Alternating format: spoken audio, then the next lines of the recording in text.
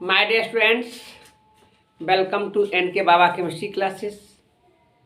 हम 2019 के क्वेश्चन को सॉल्व करा रहे हैं। यह क्वेश्चन बैंक से लिए हैं। काफ़ी अच्छा क्वेश्चन है और ये क्वेश्चन के जितने भी ऑब्जेक्टिव है सभी ऑब्जेक्टिव को हम एनालाइज कर रहे हैं। कैसे मतलब कोई इसका आंसर होगा और जो नहीं होगा तो क्यों नहीं होगा, यानी आपको एक क्वेश्चन से 4 और क्वेश्चंस का आंसर आपको मिल जाएंगे। यानी बहुत अच्छा कंसेप्ट मिलेगा और बहुत ही अच्छा क्वेश्चंस को यहाँ पर रखा गया है। क्वेश्चन तो आप जानेंगे कि कुछ बहुत ही आसान क्वेश्चन भी है, लेकिन बनाने में कठिन हो जाता है। कारण यह है कि इतने लेवल कम मतलब लो लेवल का क्वेश्चन है कि उस पर ध्यान ही नहीं जाता है।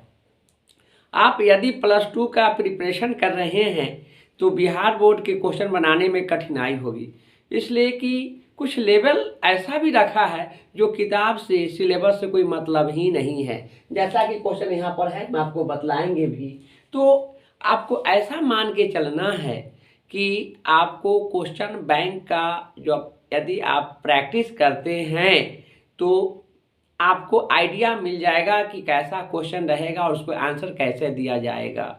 बहुत सारी किताब के बहुत सारे रिएक्शंस हैं, उसकी में प्रिपरेशन है, उसका प्रॉपर्टीज हैं, सब रट करके जाते हैं, फिर भी वहाँ पर क्वेश्चन नहीं बनता है।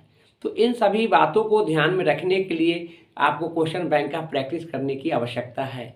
हम तो क्वेश्चन बैंक का प्रैक्टिस करा ही रहे हैं, साथ ही साथ मॉडल पेपर का भी कराएंगे, साथ साथ ऑब्जेक्टिव के साथ साथ डिस्क्रिप्टिव क्वेश्चन भी बतलाएंगे।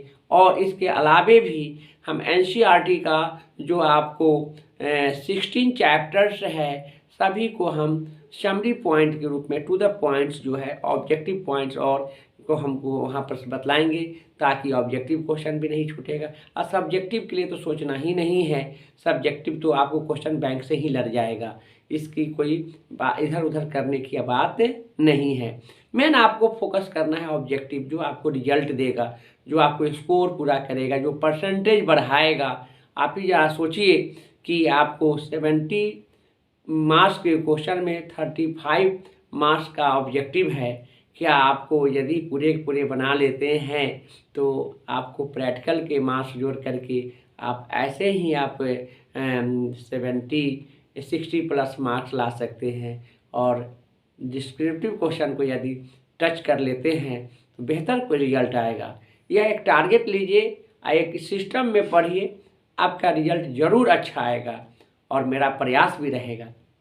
तो देखिए, हम रेगुलरली और जितने भी आपको क्वेश्चंस पूछे गए हैं सभी को सीरियल में रूप में मैं आपको बतला रहा हूँ।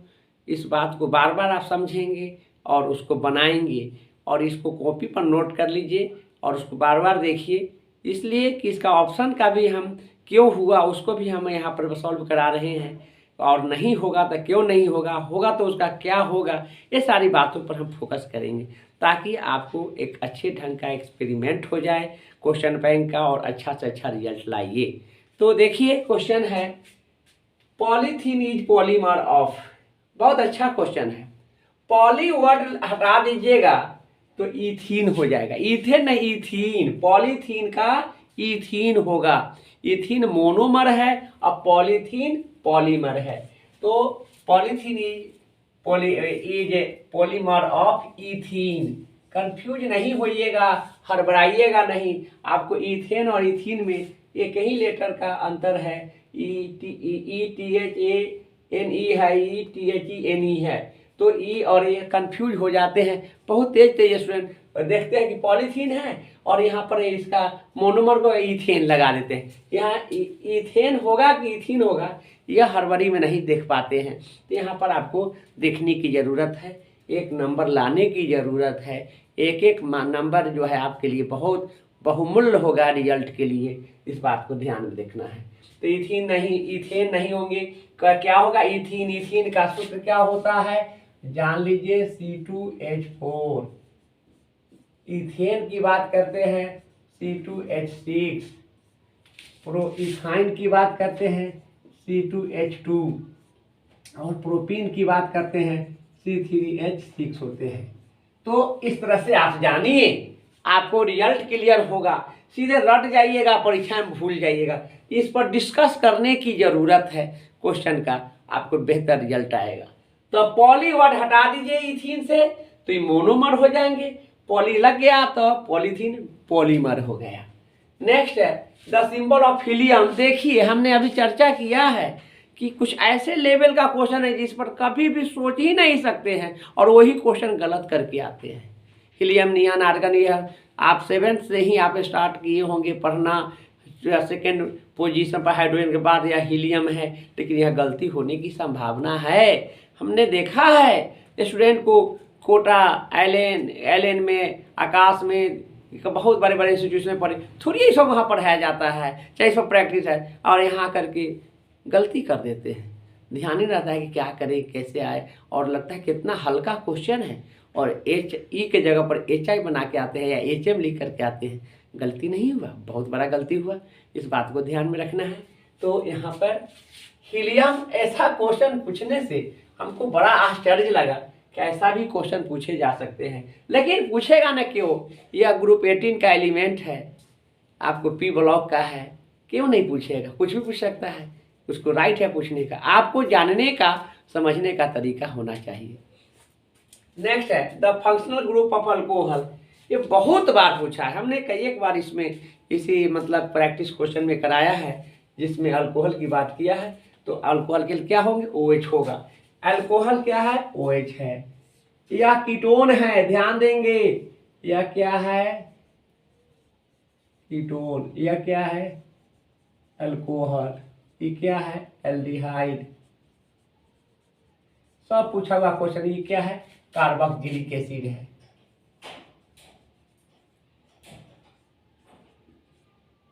Carboxylic acid. तो समझिए, आपको देखना है H2SO4। ये भी बड़ा गजीब क्वेश्चन है। बार बार H2SO4 पढ़ते आ रहे हैं, लेकिन कैसा एसिड है? तो डाइबेसिक है। क्यों डाइबेसिक एसिड है? इसमें 2 हाइड्रोजन है। एक हाइड्रोजन रहता monobasic, 2 hydrogen dibasic, 3 hydrogen tribasic. तो आप ये जानेंगे कि यह जो होगा आपको कैसा होगा? डाइबेसिक होगा।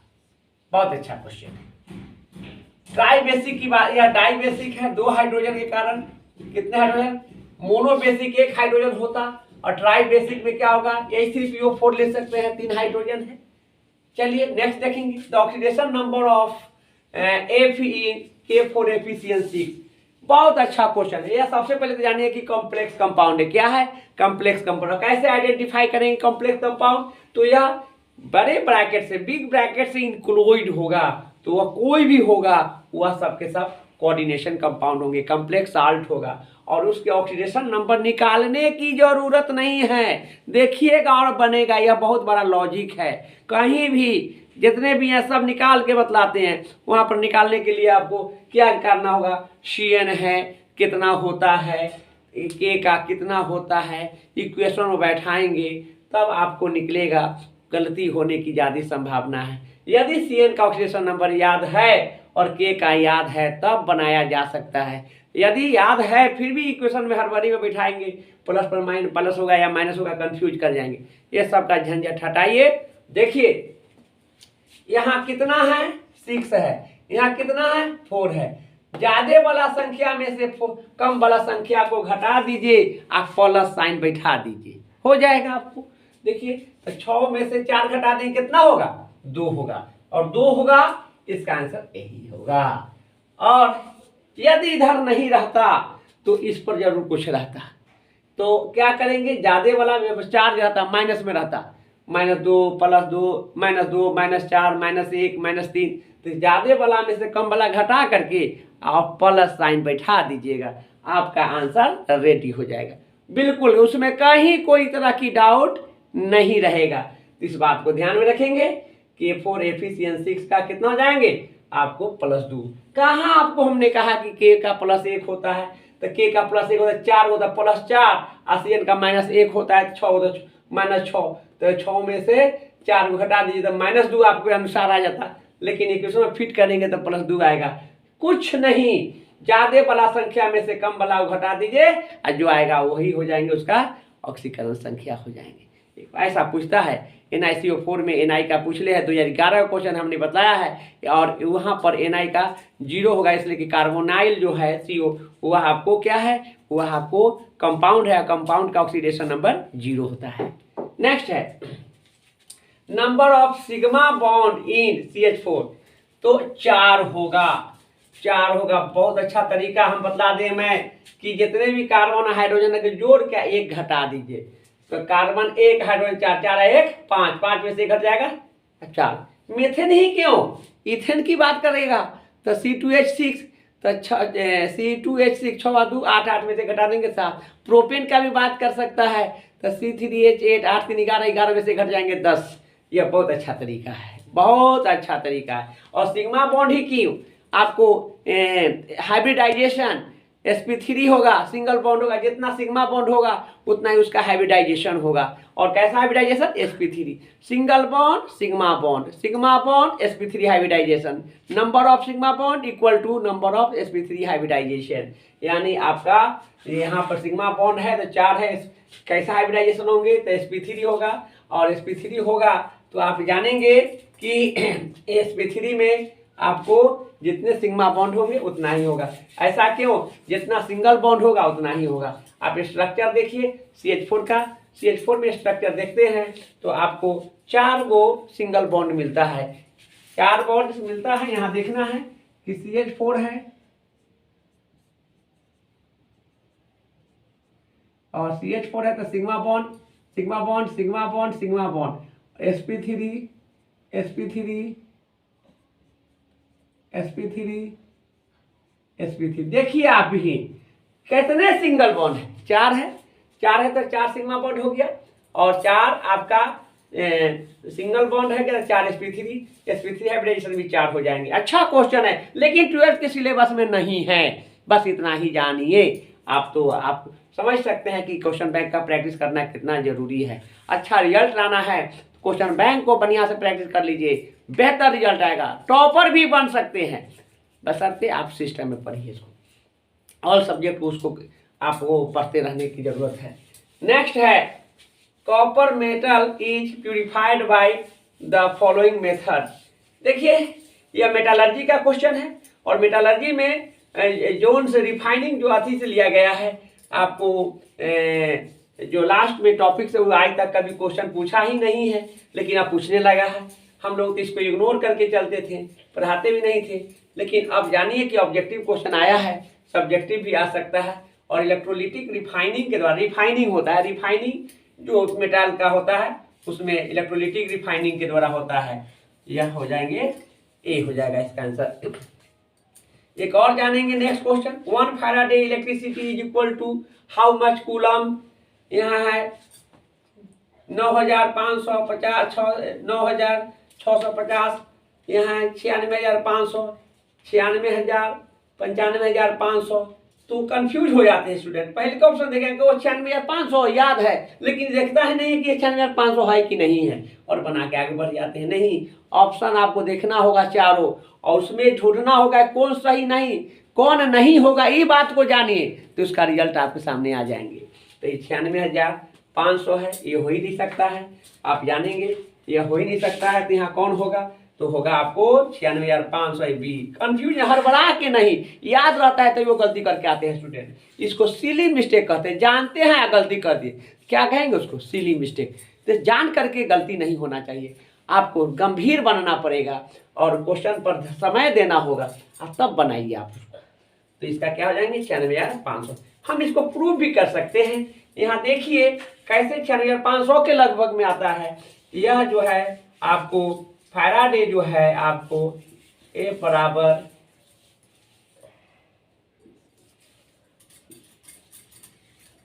E into N A Avogadro number.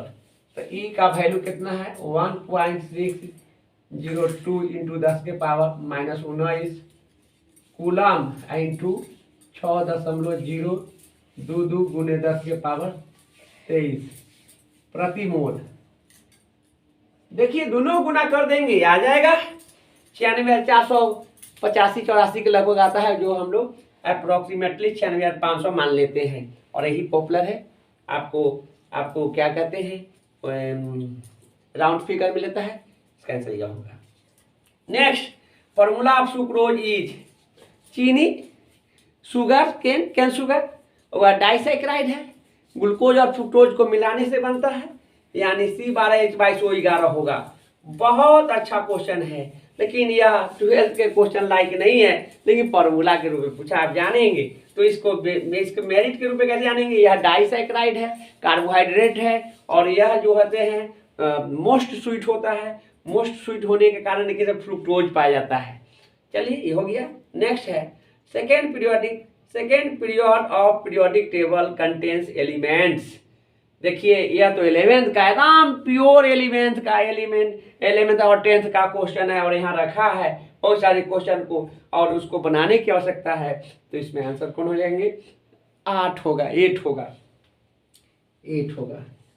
2 नहीं होगा। देखिए यहाँ पर आप बात करना चाहते हैं तो यहाँ देखिए आप 2, 8, 8, 18, 18 first orbit, second, third, fourth, fifth, और जानेंगे 32 यानी टोटल आपको पीरियड होते हैं 7।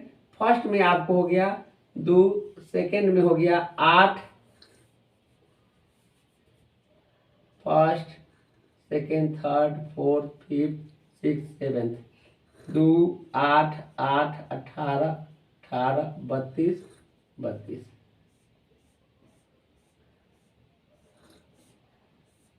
तो आप देखिए पहला पीरियड होगा तो आपको 2, सेकेंड में 8, थर्ड में भी 8, फोर्थ में 18, फिफ्थ में 18, सिक्स्थ में 32 और 7th में भी 32। टोटल नंबर ऑफ पीरियड कितने होते हैं, 7 होते हैं। कहाँ से आएगा, कैसे आएगा, सब बन जाएगा आप लोगों से, पढ़ते तो रहिए। नेक्स्ट है oleum is composed of H2SO4 and which constituent is SO3। जब आप जानेंगे कि सल्फ्यूरिक एसिड को ओलियम के सल्फर ट्राइऑक्साइड के साथ रिएक्ट कराते हैं तो H2H2O7 बनता है, वो ओलियम है। यह आपको production of sulphuric acid by contact process वहाँ से लिया गया है। आप यहाँ पर जानेंगे क्या होगा, SO3 होगा। देख लीजिए इसका भी, SO3 प्लस H2SO4, यह बना लेंगे H2H2O7। यह क्या है, ओलियम है। Next nitrogen and oxygen are. देखिए ये भी सोचने वाला बात है, क्या कितना हल्का क्वेश्चन, नॉन मेटल की बात कर रहा है। पूरे पीरियोडिक टेबल में आपको 16 गो एलिमेंट जो है नॉन मेटल है। हीलियम, नियन, आर्गन, क्रिप्टन, जीनन, रेडन जो इनर्ट गैस है वो उसको छोड़ करके 10 गो एलिमेंट और है जो नॉन मेटल है। हम पीरियोडिक टेबल पढ़ा करके उसमें बतलाएंगे सब कुछ को। तो यहाँ पर देखिए, यहाँ पर आपको नाइट्रोजन और ऑक्सीजन क्या है, नॉन मेटल है। अच्छा क्वेश्चन है। Next CH3CH2NH2 is known as, amine group से है, एमीन चैप्टर है। और देखिए यहाँ IUPAC नेम नहीं पूछा है, ये एक नाम देकर के स्ट्रक्चर देखिए कॉमन नेम की बात कर दिया। और यहाँ हो जाएंगे C2 कैरो कार्बन 1 1 2 2 कार्बन इथाइल और इथाइल एमीन हो जाएंगे। कहाँ है, ये होगा इसका आंसर। 3 कार्बन आता प्रोपाइल एमीन, 4 आता था ब्यूटाइल एमीन, लेकिन 2 3 से ज्यादा वाला कार्बन का ना IUPAC नेम पूछता है और ना कॉमन नेम पूछता है। इसलिए first member, second member, third member का कार्बन का जो भी फंक्शनल ग्रुप है उसको जानिए, नोमेनक्लेचर आपका बिहार बोर्ड के कंप्लीट हो जाएंगे। नीट वगैरह में भी कोई टफ नहीं पूछता है, अब सब NCERT से पूछने लगा है। और हम नीट का भी क्रैश कोर्स कराएंगे आपको, पहले 12th वाला करा लेते हैं तो देखिएगा उतना अच्छा मैं केमिस्ट्री फिजिक्स का लॉजिक दूंगा, विदाउट कैलकुलेशन आप आंसर बनाएंगे। वहाँ यह दिखलाना नहीं कि क्यों आंसर हुआ और कैसे हुआ। जैसे कि हमने कोऑर्डिनेशन कंपाउंड की बात की, कोऑर्डिनेशन नंबर की बात की, इसी तरह से कहीं आपको वैसा मौका ही नहीं देंगे कि आपको कहीं मेंटल वर्क करना होगा। यहाँ आपको लॉजिक जानने की ज़रूरत है, सो मैं बतलाऊंगा। अभी तो फिलहाल आप 12th की बेहतर तैयारी कीजिए। नेक्स्ट है द नेम ऑफ कंपाउंड। यह देखिए ना चैप्टर से रख दिया, अल्कोहल, फिनॉल एंड ईथर में आपको फिनॉल के बारे में जानना है। फिनॉल में बेंजाइल पर OH ग्रुप रहेगा तो क्या हो जाएंगे, फिनॉल कहलाता है। तो यह क्या है, देखिए यहाँ फिनाइल कह रहा है, फिनॉल है, तो यहाँ क्या आ जाएंगे, फिनॉल हो जाएंगे। तो कुछ नहीं है, केवल एनसीईआरटी का रीडिंग दे के जाते हैं तो आप जो है 75% क्वेश्चन बना के आइएगा, और 25% के लिए लो लेवल का चीज़ जानना है जो मैं आपको क्वेश्चन बैंक के द्वारा बतलाते रहूँगा। मेरा यह अनुभव है, लंबे 2000 मैं क्या कहूँ 90 से मैं पढ़ाते आ रहा हूँ और 32 ईयर्स एक्सपीरियंस है। हम अक्सर देखे हैं एग्जामिनेशन में कि लोग स्टूडेंट घबरा जाते हैं और अच्छा रिजल्ट के लिए, और वह ढंग से काम नहीं करते हैं, पढ़ लेते हैं बहुत, अच्छा रिजल्ट नहीं आता है। आपको अच्छा रिजल्ट की ज़रूरत है, पढ़ना कम लेकिन अच्छा रिजल्ट लाने की ज़रूरत है, तो मैं आप लोगों को करूँगा और बेहतर ढंग से फिजिक्स भी हम बतला देंगे। कुछ स्टूडेंट का डिमांड है और उसमें भी बहुत अच्छा तरीका है, हम आपको बतलाते रहेंगे। आप भी चैनल से जुड़ करके पढ़ते रहिए और रेगुलर पढ़िए। देखते हैं हम तो रेगुलर पढ़ा ही रहे हैं आप लोगों को, ऐसा कि कभी नहीं हम एब्सेंट किए हैं और कभी करेंगे भी नहीं। तो ठीक है, आज के लिए इतना ही रखते हैं, फिर हम कल आपको इसके आगे 19 का ही क्वेश्चन को आगे हम एनालाइज करेंगे और उसके बाद 20 के क्वेश्चन को बतलाएंगे।